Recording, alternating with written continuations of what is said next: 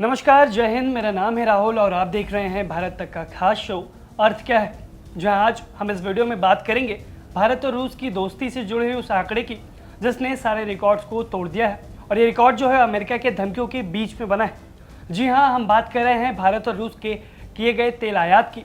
पहली बार ऐसा हुआ है जब भारत के कुल तेल आयात में अकेले रूस की जो हिस्सेदारी है वो 50% के पार निकल गई है। ग्लोबल ट्रेड रिसर्च इनिशिएटिव यानी कि GTRI की हालिया रिपोर्ट और ट्रेड सोर्स के डेटा के मुताबिक जुलाई 2026 में भारत के कुल आयात की रूस की जो हिस्सेदारी है वो 50% से लेकर 52% तक दर्ज की गई। इसका सीधा मतलब ये होता है कि भारत अपनी ज़रूरत का हर दूसरा बैरल तेल रूस से मंगवा रहा है। जुलाई में भारत ने रूस से रोजाना 2.47 मिलियन बैरल यानी कि 24.7 लाख बैरल कच्चा तेल खरीदा है। अगर हम इसकी तुलना पिछले साल से करें तो ये करीब 62% की बढ़ोतरी है। जून में रूस की जो हिस्सेदारी थी वो 48% की थी, लेकिन जुलाई में ये बढ़कर रिकॉर्ड स्तर पर पहुंच गई है और 50 के आंकड़े को पार कर लिया है। लेकिन सवाल ये उठता है कि भारत की तेल खरीदारी के पैटर्न में ये बदलाव क्यों आया। इसे समझने के लिए हमें थोड़ा पीछे जाना होगा। साल 2022 की शुरुआत तक भारत अपनी तेल ज़रूरत का महज 15% हिस्सा रूस से खरीदता था। उस समय भारत के लिए जो सबसे बड़े तेल सप्लायर देश थे वो सऊदी अरब, इराक और UAE थे, यानी कि मिडिल ईस्ट के देश। लेकिन जैसे ही रूस यूक्रेन का युद्ध शुरू होता है ये सब कुछ बदल जाता है। साल 2025-26 में रूस की हिस्सेदारी बढ़कर 30% पहुंच जाती है और अब जुलाई 2026 में यह आंकड़ा 52% तक पहुंच गया है। दूसरी तरफ जो खाड़ी देश है उनकी जो हिस्सेदारी हुआ करती थी वो कभी 55% तक थी और अब वो घटकर 30% से भी कम रह गई है, यानी कि उधर से तेल खरीदना भारत ने बंद कर दिया। इसके पीछे दो मुख्य कारण है। पहला कारण है रूस का डिस्काउंट वाला तेल, यानी कि पश्चिम देशों की पाबंदियों के बावजूद रूस ने भारत को आकर्षक कीमतों पर तेल देना जारी रखा है। और दूसरा बड़ा कारण है मिडिल ईस्ट में अस्थिरता। ईरान और इजराइल के बीच बढ़ते तनाव, जहां पर अमेरिका भी मौजूद है, उसकी वजह से समुद्री रास्तों पर खास करके लाल सागर में असुरक्षा की वजह से सप्लाई चेन प्रभावित हो गई, जिससे भारतीय रिफाइनरियों ने रूसी तेल को प्राथमिकता देनी शुरू कर दी। लेकिन अब बात करते हैं इस खबर के दूसरे पक्ष की, जहां ये सस्ता तेल भारत के लिए बड़ी चुनौती बन सकता है। वाशिंगटन में भारत की इस तेल नीति को लेकर बेहद ज़्यादा नाराजगी है। अमेरिकी सीनेट में एक ऐसा विधेयक लाया जा रहा है, यानी कि लेजिस्लेशन, जिसके तहत रूस से तेल खरीदने वाले देशों पर भारी जुर्माना, टैक्स यानी कि टैरिफ लगाया जा सकता है अमेरिका की ओर से। अगर ये कानून वहाँ पर पास हो जाता है तो अमेरिका उन सभी देशों के सामान पर 100% का टैरिफ लगा सकता है जो कि रूस से तेल खरीदना जारी रखते हैं। अभी जो ये फिलहाल प्रस्ताव है अमेरिका का, ये वहाँ के निचले सदन यानी कि हाउस ऑफ रिप्रेजेंटेटिव्स में जाना बाकी है, लेकिन ये भारत के लिए बड़ा सिरदर्द बन सकता है।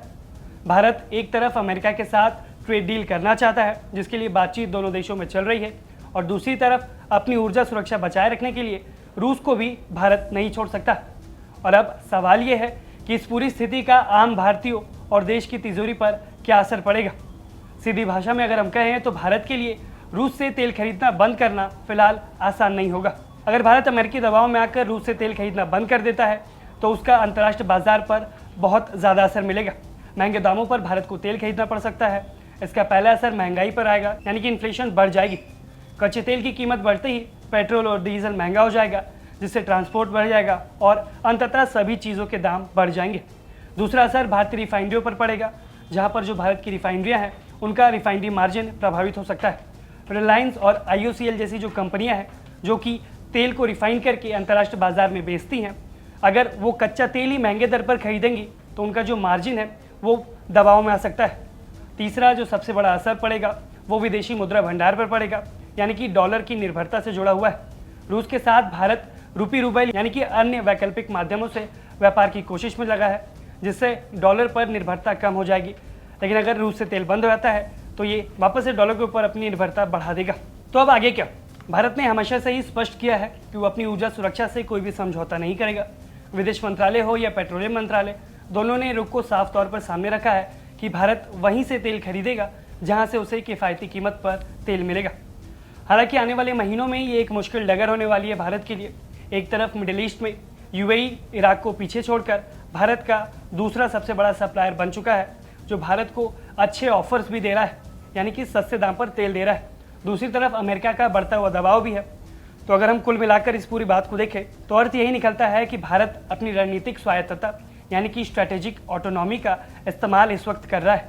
रूस के साथ ये रिकॉर्ड तोड़ तेल व्यापार भारत की आर्थिक जरूरत की जीत है, लेकिन आने वाले समय में कूटनीति की मेज पर भारत को फूंक फूंक कर कदम रखने होंगे, क्योंकि भारत के सामने चुनौती साफ है, अमेरिकी टैरिफ। एक तरफ सस्ता रूसी तेल है, ऊर्जा सुरक्षा है, तो दूसरी तरफ अमेरिका का दबाव और संभावित व्यापारिक नुकसान भी। और अब सबसे बड़ा सवाल यही है कि क्या भारत को अमेरिकी पाबंदियों की परवाह करनी चाहिए या फिर उन पाबंदियों की परवाह किए बगैर रूस से तेल खरीद को जारी रखना चाहिए। और क्या अमेरिका वाकई में भारत पर 100% का टैरिफ लगा देगा? ये जोखिम भारत को उठाना चाहिए या फिर नहीं? हमें आप कमेंट सेक्शन में अपनी राय ज़रूर बताइए, रूस से तेल खरीदना चाहिए या फिर नहीं। और ऐसे ही तमाम खबरों के लिए आप देखते रहिए भारत तक।